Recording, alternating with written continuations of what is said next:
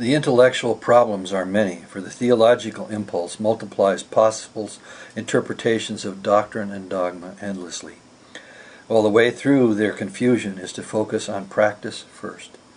The historical Arianism controversy, for example, was an argument about matters which someone who practices would realize has no practical meaning if we are to follow in his steps. We follow as best as possible Christ's clear teachings, and through the resulting life trials and experiences, our ability to understand and know is enhanced.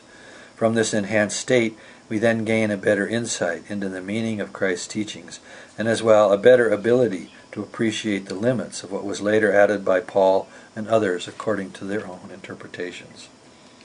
For example, the general tenor of Paul's letters is often critical of others, whose Christian practice he judges as wanting. We have to ask then, to what degree did Paul practice the work of understanding the beam in his own eye first, before he tries to help someone with the mote in theirs? You remember, Paul was not only not a disciple, but at one time a rabid opponent of Christ and Christ's teachings. Once converted by his experience on the road to Damascus, he doesn't lose his excess of zealotry, which true practice would moderate, but merely applies it in a different direction. As a consequence, from outside the four Gospels, the discussion of not by works alone focuses on two matters. One is the common practice at that time of people asserting that they followed the law. This boasting is rightly recognized as problematical in John's letters. But even in that, the John of those letters remains himself a hypocrite for not recognizing his own boastings. My words here are also colored with the temptation to boasting. The second matter is grace, or salvation. Without doubt, Christ's love or grace accepts us, whatever our practice. But this is not the meaning of the last verses of the Sermon on the Mount. Those last verses simply explain the consequences of an absence of practice. Without practice, the house we build in our souls and spirits will fail in any times of troubles. We might consider that we will need less to be saved if we actually tried harder to practice. What is it that Protestant churches do today, but in essence sell indulgences when they preach that simply by confessing to having had an encounter with Christ, we are saved from our errors, past and future? Confess, join our church, give us money, and let's all hate the unbelievers together. What kind of message is that? It certainly is not something Christ would say or do.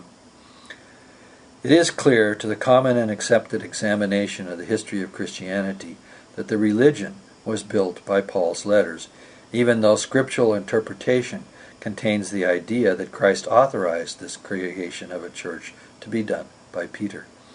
Remember, Paul was not even a disciple, but rather an opponent of early Christians. The newly converted are often excessive in their passions. Also keep in mind that the verse about Peter uses the term rock, and Peter often uses the term rock, and the verse about practice also as well uses the term rock.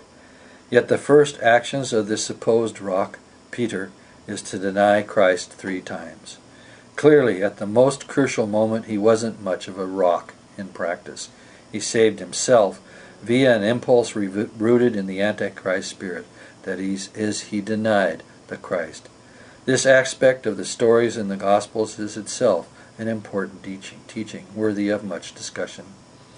The Roman Church, for example, borrowing from the historic ideas of a ruler's succession, have used the idea of the laying on of hands to maintain the fiction that all popes are Peter's successors, forgetting that when the time of testing came, Peter denied Christ. Was he then the rock which Christ hoped for, or did the Roman Church build itself upon sand from the very beginning? All of these kinds of actions, such as wanting to link the Roman Church to Peter, failed because they are rooted primarily in the intellect. They are ideas first, and never entered deeply enough in the soul to become self-transformative acts of the will. True Christian practice, however, trains the will. We choose practice or not, according to our own insight.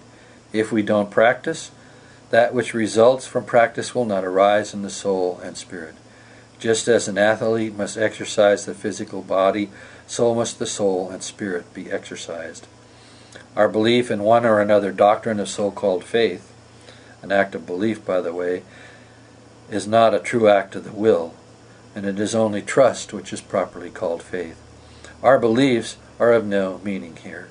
In the same way, the athletic doesn't get any change in his capacities for what he believes are his skills, but only for what he actually becomes capable of doing when the trial of performance comes. Do not forget that we divide ourselves against each other most often over our passion for our personal beliefs, when every detail of Christ's teachings, as practices, as efforts of will, would have us love, tolerate, and forgive each other. To make this discussion more concrete, let us return to the beginning, for we are here working with the idea of the Antichrist spirit.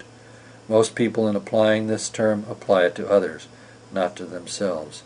In this they are throwing stones.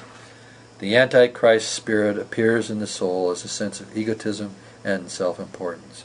We all bear the Antichrist spirit within, and the long process of the elimination of this spirit is only possible through our continuous activity over many lifetimes.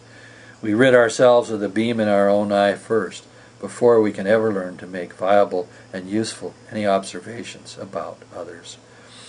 This egotism can even happen, and most often does, to someone who likes to boast of how much they are serving the Father and the Son. In many churches we find the idea that this or that person is more godly than any other. In Catholicism, the members of that belief system are encouraged to call the Pope His Holiness. The denial of the Father and the Son described in the John letters is not a doctrinal matter, but a matter of will and of practice. We deny the Father and Son whenever we raise ourselves or another up in status over others. That is, we refuse to practice washing the feet. Recall that he said, "Whatsoever you do to the least of these, my brethren, you do so also unto me." The use of Christian ideas and categories in politics will always be a failure of practice. It is impossible to form a truly Christian political idea that is exclusive or judgmental in its nature, without violating most of Christ's teachings. Which is why Christ gave us a great hint for our practice when he said, "Render unto Caesar the things that are Caesar, and unto God the things that are God's." And why so many who strive today for Christian practice concern themselves with issues of social need and justice, without any need to assert that this or that person is more godly and thus will be a better politician.